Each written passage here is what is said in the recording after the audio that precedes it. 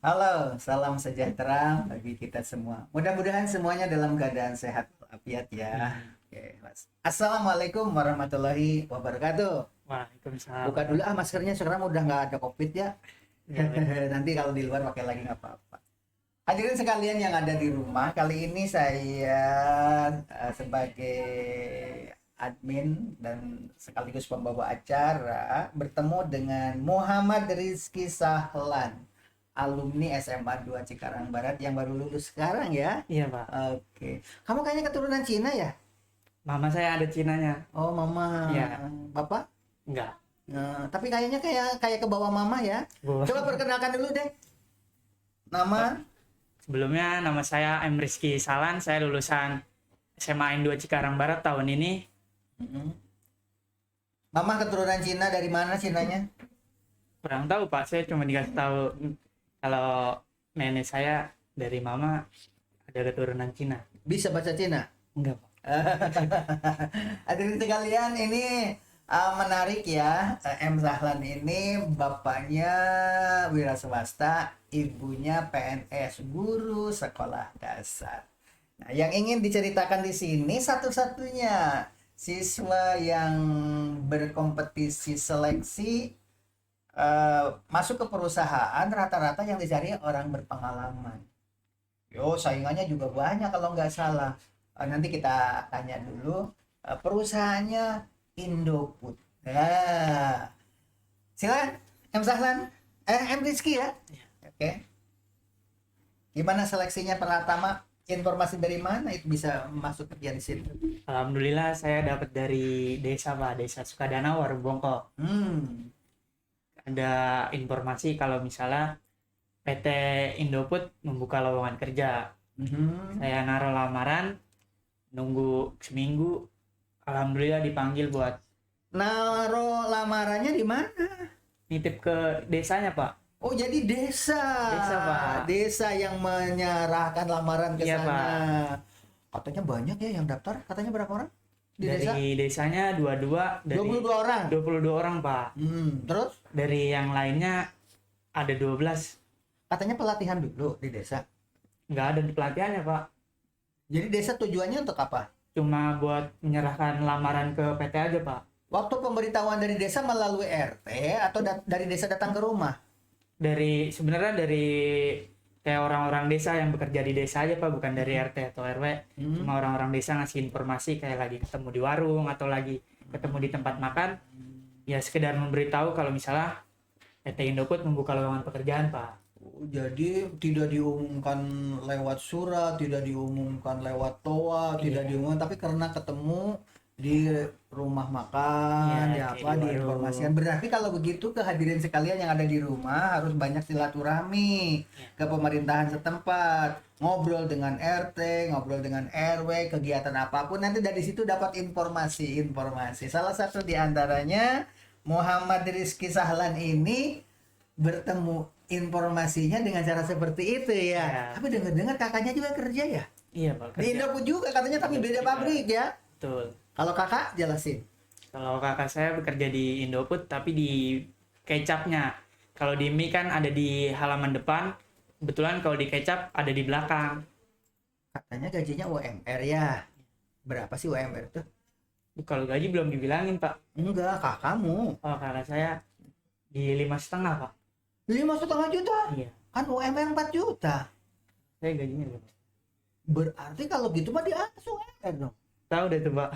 Oh, enggak, apa dari pertama kan segitu, apa naik begitu? Itu kan segitu sama lemburannya juga, Pak. Oh, sama lemburan. Iya, lemburan. Jadi kalau untuk mengetahui UMR bisa dilihat di Google ya, ditanya saja di situ lihat. Tapi ternyata ini kerja di pabrik kecap sudah dapat per bulannya 5.500.000. Udah punya keluarga kakak? Belum, Pak. Belum nikah ya? Belum. Tapi sudah punya calon ya? Alhamdulillah udah. Udah. Kira-kira kapan nikahnya? Aduh, kurang tahu itu, Pak. Kalau kamu jangan dulu, masih Iya, baru Pak. juga Masih muda. masuk. Ya, usia berapa? 18 sekarang ya? 18. Oke, Muhammad Rizky Sahlan. Tadi saingannya memang banyak untuk bekerja di perusahaan-perusahaan itu. Nah, yang lolos itu mereka lulusan SMA apa SMK sih? Kan cuma 3 orang ya yang lulus, apa 4? Dari yang saya tahu 4 sih Pak. 4. Iya. Dari mana mereka sekolahnya? Banyak kan dari SMK Pak. Karena kan SMK ada PKL-nya, magangnya. Jadi pengalaman-pengalaman mungkin lebih banyak. Yang 3 orang itu SMK. SMK. Kalau kamu SMA. Saya SMK. Berarti kebanyakan SMK yang Kebanyakan sekarang SMK. diterima di sini. Iya. Tapi hadirin sekalian diinformasikan bahwa perusahaan MM 2100 itu menjelaskan pada saat itu semua kepala sekolah dikumpulkan, rata-rata kenapa SMK itu kalau tes ke perusahaan seperti ini itu jarang yang lulus. Tapi lulusan dari SMA banyak diterima di sana. Nah, akhirnya dikaji lah, ternyata di dalam tesnya atau seleksinya itu mempergunakan pelajaran matematika kelas tinggi. Sementara di SMK itu belajar matematikanya ya karena banyak praktek mereka. Oh, perbengkelan langsung bengkel apa, jadi tidak lari ke teori. Kalau di SMA itu pelajaran matematikanya kelas tinggi karena untuk kuliah. Begitu masuk perusahaan di tesnya adalah matematika kelas tinggi seperti itu.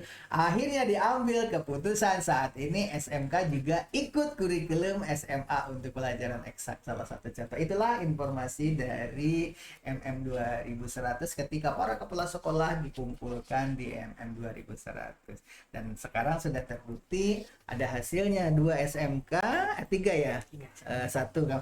Tapi yang lain mah sudah berpengalaman katanya ya. Iya Pak. Sudah berapa mereka outsourcing kan? Iya Pak. Dulu katanya mereka berusaha di perusahaan apa dulu bekerja? Banyak Pak, ada di sebagian yang di AHM, Apa itu? Astra Honda Motor Pak. Asalnya Iya. outsourcing. Iya. Nah itulah resikonya hadirin sekalian, yang namanya outsourcing itu harus pandai-pandai menyimpan uang. Kalau enggak, nggak bisa berwira swasta. Kenapa? Karena setelah bekerja itu selesai, berapa tahun biasanya katanya kontraknya? Pertama misalnya kontrak pertama 6 bulan sampai 6 1 bulan tahun. dulu sampai 1 tahun. Iya. Terus kontrak kedua? Kalau selama itu absennya bersih, diperpanjang lagi Pak. Cuma belum dikasih tahu informasinya. Jadi kalau tidak bisa nyimpen uang, begitu outsourcing selesai waktunya, kita tidak bisa berwira swasta. Karena apa? Orang-orang sukses itu sebenarnya bukan orang yang kerja di pabrik, bukan PNS, dari segi keberhasilan ekonomi itu. Kalau orang digaji, apakah itu PNS atau di pabrik, ya gaji itu dipatok. Kalau 5,5 juta, 5,5 juta gitu kan. Jadi orang yang sukses itu adalah orang-orang yang berwira swasta. Jadi pertama kerja dulu di perusahaan, setelah uangnya ngumpul, baru kemudian berwira swasta. Salah satu contoh, Bapak dari Muhammad Rizky Sahlan ini, ibunya PNS tapi bapaknya berwira swasta. Ada ilmu yang paling menarik, yaitu jualan ayam. Ayamnya bukan ayam yang disuntik, bukan ayam negeri. Ini ayam liar, ayam kampung ya, nggak pakai obat-obatan ya, yang gitu mah ya. Nah, tetapi ilmunya, mari kita tanya dulu. Bagaimana sih cara mendapatkan ayamnya? Bukan ternak sendiri kan? Bukan Pak, dari Coba cerita. alhamdulillah dari teman bapak saya nitip buat menjualkan Pak. Nah bapak saya bantu ngejualin ke pasar atau ke tukang ayamnya di warung-warung biasa gitu Pak. Oh, caranya begitu. Iya. Jadi malah orang berdatangan nitip. Iya, nitip. Dibayar dulu sama bapak apa nunggu penjualan dulu? Bayarnya. Bayar dulu Pak. Kadang bayar dulu, terus ada sebagian juga yang nunggu penjualan dulu. Paling banyak berapa Bapak bawa ayam ke pasar? Gak tahu dah tuh Pak. Gak tahu. Paling banyak. Pernah lihat kan kamu barangkali kira-kira aja. Pernah lihat barangkali Bapak membawa ayam kira-kira berapa ekor? 10 sih Pak kayaknya paling banyak. Pernah lihat? 10 paling banyak. Kurang lebih sebagai bahan gambar. Tapi yang paling menarik itu dia punya link tentang kambing, tentang domba. Katanya kalau hari raya Idul Adha itu ada teknik tersendiri. Gimana sih caranya kalau Idul Adha? Ya kalau sebelum Idul Adha biasanya dari jauh-jauh hari atau bulan udah belanja duluan di Purwakarta, di Jawa. Nah nanti dirawat di kandang sendiri. Punya kandang? Ada kandang di sekarang Berapa kandang? 1 aja sih Pak. Hanya untuk penyimpanan. Iya. Cikarangnya di mana sih kandangnya? Di Karangnya di dekat SGC Pak. Pasar Lama, Oh, gitu. Stasiun. Sekarang masih ada ke kambingnya di situ? Apa kandangnya kosong sekarang? Kosong sekarang Pak, belum ada lagi. Berarti nunggu hari raya aja dulu ya. Berarti Iya. isi lagi. Rame-ramenya Pak. Itu yang ngasih rumputnya siapa? Bapak Pak, nanti misalnya ini nyari rumput, apa enggak bayar orang buat nyari rumput, ampas tahu. Berapa bulan sebelum hari raya kambing sudah ada di kandang? Biasanya 2 bulan atau sebulan. 2 bulan atau sebulan sebelum hari raya kandang kambingnya sudah dipenuhi. Dengar-dengar untungan dari ayam, untungan dari kambing katanya. Dengar sih katanya untungan dari kambing Pak. Hei, udah tahu caranya. Seandainya Bapak nanti istilahnya menularkan ilmu ke kamu. Kamu sekarang bisa dilepas nggak kalau seandainya kamu ingin melanjutkan usaha kambing atau usaha ayam? Bisa nggak? Apa belum?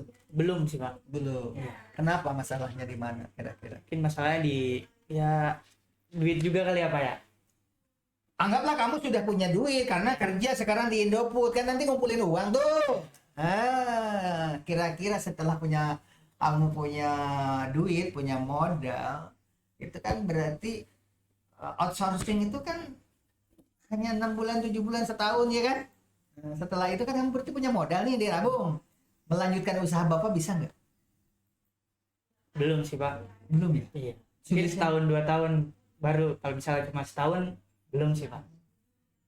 Anggap saja sekarang kamu sudah punya modal dari hasil kerja di pabrik nih, udah punya modal nih pura-puranya. Seandainya melanjutkan usaha Bapak bisa nggak? Kalau sudah punya modal bisa Pak. Bisa. Bisa. Nggak bisa itu kalau modalnya belum ada. Iya. Caranya gimana untuk mendapatkan kambing dengan ayam? Kira-kira menurut kamu seandainya kamu dilepas dari orang tua, kamu ingin usaha sendiri? Mungkin cari relasi sebanyak-banyaknya Pak, kayak bapak saya lakuin. Cari temen yang banyak biar kena ngejualin atau dijualin. Berarti relasi Bapak juga bisa digunakan, Pak. Dan dulu beli kambing di mana gitu ya? Jangan-jangan udah kenal sama relasi Bapak yang Belum. belum. Belum. Itulah barangkali hadirin sekalian, banyak orang tua yang belum menurunkan ilmunya. Padahal seperti pelawak Sule, kan ilmunya tularkan kepada anaknya, dan anaknya sekarang lebih populer. Siapa sih anaknya Sule itu yang sekarang udah populer? Nyanyi Rizky Rizky Febian. Febian dengan anaknya yang paling kecil juga ada kan, yang ada 2 orang yang suka podcast kan? Nggak tahu saya tuh Pak. Tahu yang tahunya cuma Rizky Febian ya. Iya. Itu salah satu contoh. Kalau penyanyi, nah, anak penyanyi yang jadi penyanyi siapa? Anaknya Gutawa ya. Tahu Pak. Nggak tahu lah penyanyi. Kamu nggak suka dengar musik? Kurang. Nah, sukanya apa dong? Hobinya? Kita Olahraga. Futsal ya, pernah jadi juara nggak? masih SMP. SMP. Kalau di sini? SMA? Ini belum. SMA kan itu udah itu piala, banyak sekali itu piala, itu ada futsal juga. Waktu itu nggak gabung. Waktu pas angkatan saya belum seaktif angkatan yang sekarang Pak. Ini pengakuan dari M Rizky ya Sahlan, bahwa sekarang ini kalau ada lemari di sini untuk piala-piala aja nggak cukup. Ada musik, tari, teater, apapun, piala-piala, piagam, sampai juara Popda aja, medali emas, perak, perunggu, itu sudah ada semuanya. Nah, tapi kata Rizky sudah mengakui ya, dulu tidak sebanyak ini piala ya. Bahkan belum ada waktu itu ya. Aktif itu juga cuma sekedar latihan tanpa turnamen aja. Oh gitu. Itulah hadirin sekalian, pentingnya anak-anak kita itu diberi kesempatan. Karena Rizky ini ternyata hobinya futsal. Oke, itu saja, barangkali ada pesan buat temen. Mungkin pesannya buat yang mau kuliah atau mau kerja.